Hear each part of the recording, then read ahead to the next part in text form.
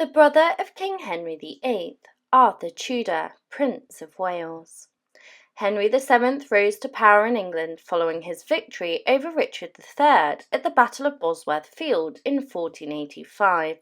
To strengthen his claim to the throne, Henry and his royal advisers traced his ancestry back to ancient British rulers. In a symbolic move, they named his first son after the legendary King Arthur and identified Camlet as present-day Winchester.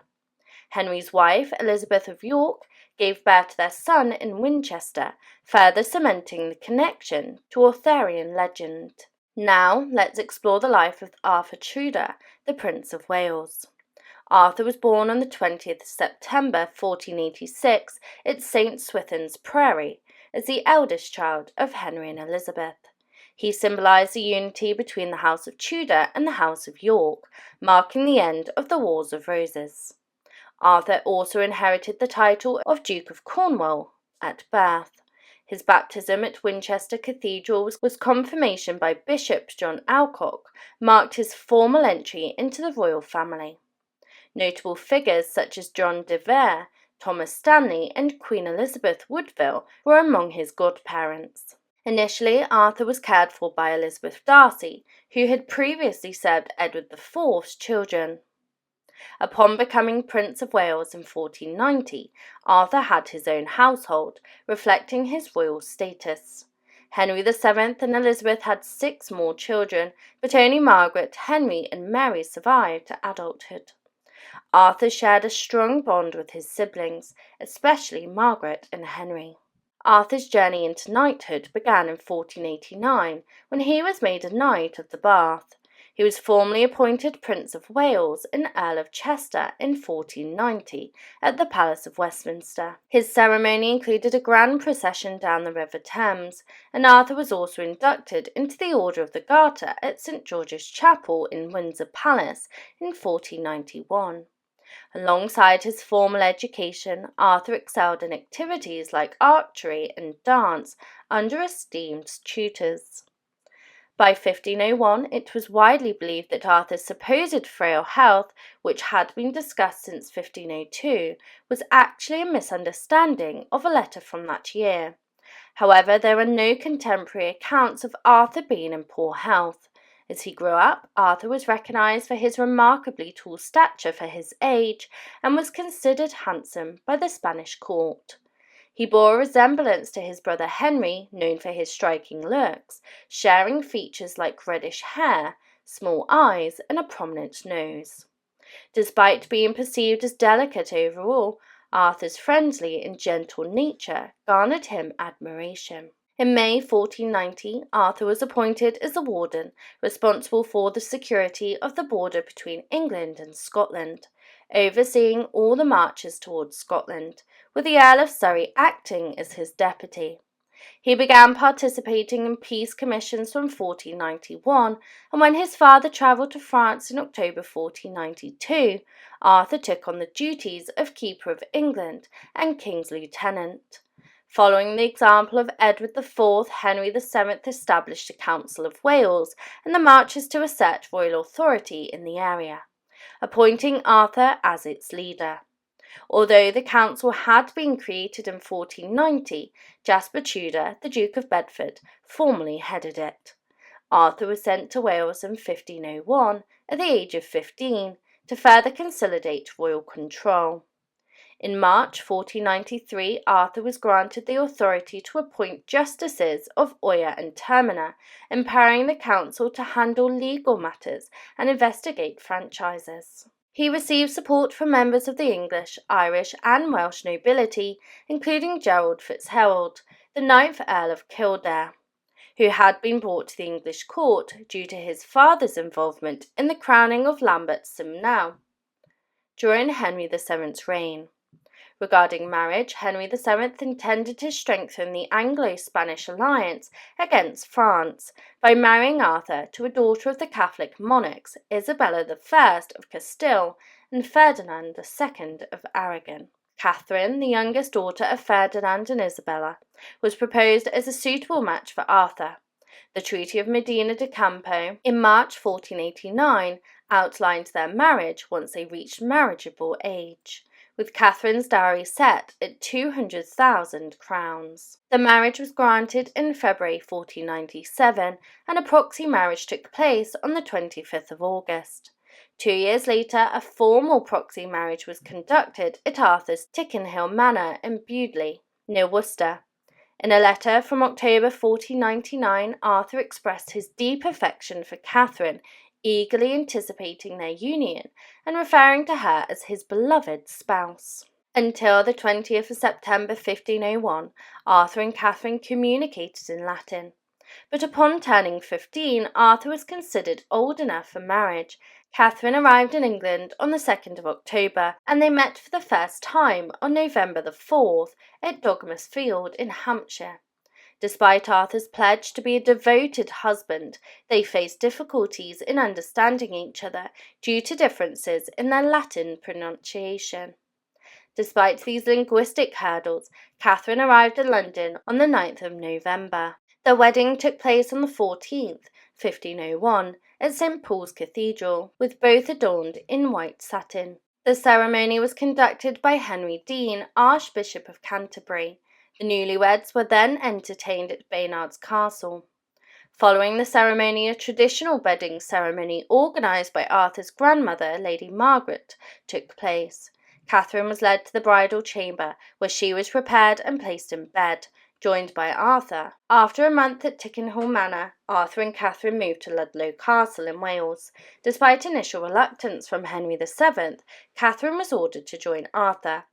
Under Arthur's governance, Wales experienced peace, yet tragedy struck in March 1502 when they both fell ill. Catherine recovered, but Arthur passed away on the 2nd of April 1502. Arthur's death deeply affected Henry VII, who summoned his wife for solace. Elizabeth was overwhelmed with grief, as seen during the procession for Arthur's soul salvation on the 8th of April, and the subsequent services in London.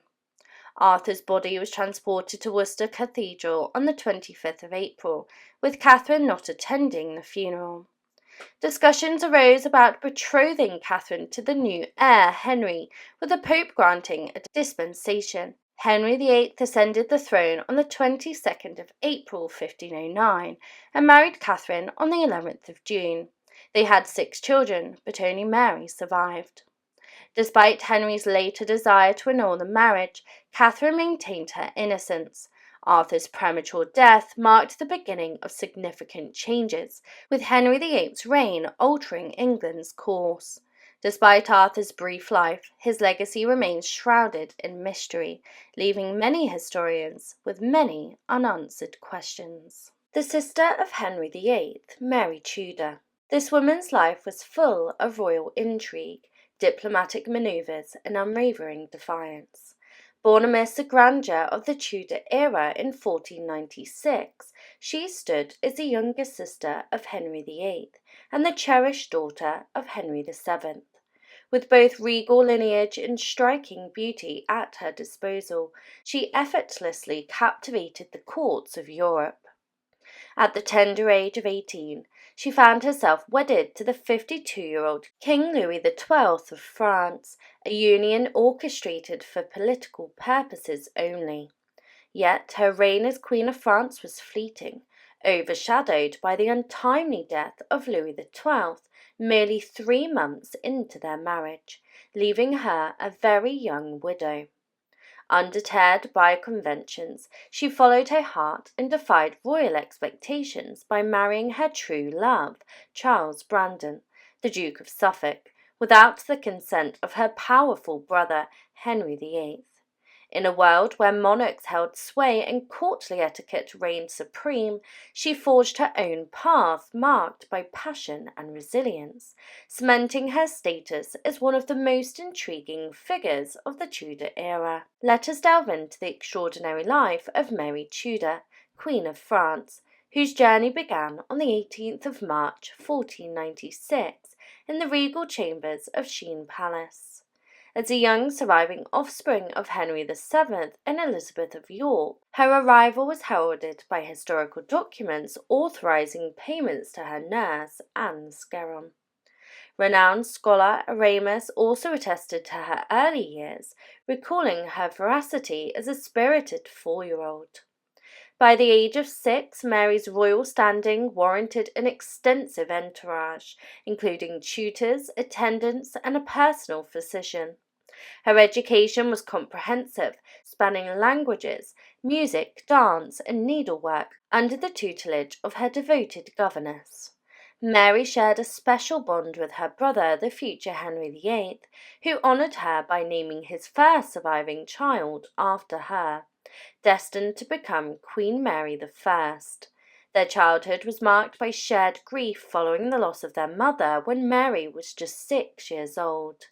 Renowned for her exceptional beauty, Mary garnered admiration across Europe, with Aramis declaring her unmatched by nature's hand. Her talents in music and dance further enhanced her allure, captivating audiences during gatherings and visits from dignitaries such as Philip I of Castile. Following the tragic death of Philip I, Mary's betrothal to his son Charles, the future Holy Roman Emperor, was abruptly ended in 1513. However, Cardinal Wolsey, a skilled diplomat, orchestrated a surprising marital alliance through negotiations with France, altering the course of Mary's life once again. On the 9th of October 1514, an 18-year-old Mary took her solemn steps down the aisle to unite in marriage with a considerably older 52-year-old King Louis XII of France. Accompanying her were 4 English maids of honour, including Mary Boleyn, all overseen by her former governess turned principal lady-in-waiting, Lady Guildford. Louis, driven by the desire for a male heir after failing to have any from his previous marriages, found himself bound to Mary. However, their union was short-lived as Louis succumbed to death on the 1st of January 1515, just 3 months into their marriage. Speculations surrounded the cause of his demise, with some attributing it to his vigorous efforts in the bedchamber, while others suspected it was due to his crippling gout. Regardless, the marriage bore no children. Following Louis's passing, King Francis I attempted in vain to arrange a second marriage for the widowed Mary. Her heart, however, belonged to Charles Brandon, the first Duke of Suffolk, despite the political nature of her marriage to Louis XII. Her brother, King Henry VIII, was aware of Mary's feelings and even had his own designs for her future alliances. In 1515 correspondence, Mary expressed her conditional agreement to marry Louis XII, stipulating her right to choose her next husband should she outlive him. However, Henry VIII had his own political aspirations, and his council opposed the potential union between Mary and Charles Brandon, due to fears of Brandon's growing influence at court. Amidst these challenges, Mary navigated the complex landscape of court politics, deflecting marriage proposals from various suitors including Antoine, Duke of Lorraine, and Charles III, Duke of Savoy, as well as tactfully evading King Francis I's interests. Despite warnings from French friars regarding Brandon's character, Mary remained steadfast in her affection for him. Love eventually triumphed when Henry VIII sent Brandon to escort Mary back to England in January 1515, extracting a promise from Brandon not to propose marriage. However, Mary, tearful and persuasive, convinced Charles to break his oath, and they secretly wed at the Hôtel de Cluny in Paris on the 3rd of March 1515, witnessed by only 10 individuals, including King Francis I. This clandestine marriage incurred the wrath of Henry VIII, as Brandon had married a royal princess without his consent. This was an act of treason. Initially facing severe punishment including execution, the intervention of Cardinal Wolsey and Henry's affection for his sister and Charles spared them, albeit with a hefty fine of £24,000. The union of Mary and Charles Brandon was formalised at Greenwich Palace on the 13th of May 1515 and later received approval from Pope Clement VII in 1528, thus legitimising their marriage. Embracing her role as a stepmother, Mary cared for Charles's two daughters from his previous marriage, seamlessly integrating them into their new family dynamic. Throughout her second marriage, Mary was often referred to as the Queen of France at the English court, a title reflective of her royal lineage. Residing primarily at Westhorpe Hall in Suffolk, Mary faced new challenges as she opposed her brother's attempts to annul his marriage to Catherine of Aragon, whom Mary had known and respected for many years. Additionally, her dislike for Anne Boleyn, Henry's intended wife, strained their relationship further. Tensions escalated in March 1532 when a confrontation at Westminster resulted in the death of Sir William Pennington, allegedly stemming from derogatory remarks about Anne Boleyn, which were made by Mary. These incidents underscored the intricate complexities of royal court and the intrigues into Mary's life. Despite her royal status, Mary's life was shadowed by illness, requiring ongoing medical care. Her health declined steadily, and at the age of 37, she passed away at Westhorpe Hall on the 25th of June, 1533, never fully recovering from the sweating sickness that she contracted in 1528. The exact cause of her death remains a matter of speculation, with possibilities ranging from angina to tuberculosis, appendicitis, or cancer. Mary's funeral was a grand affair, befitting her royal lineage. She lay in state at Westhorpe Hall for 3 weeks before a solemn mass was held at Westminster Abbey in her honour. On the 22nd of July, 1533, dignitaries from England and France attended her grand funeral ceremony, led by her daughter Frances. Notably absent were Mary's husband and her royal brother, the King. The funeral procession included 100 torchbearers, clerics, nobility, and 100 of the Duke's yeomen, culminating in Mary's interment at Bury St Edmunds Abbey the following day. An unexpected controversy arose as her stepdaughters Anne and Mary took the lead in the procession just before her coffin's descent into the Abbey's crypt, much to the disdain of their half-siblings.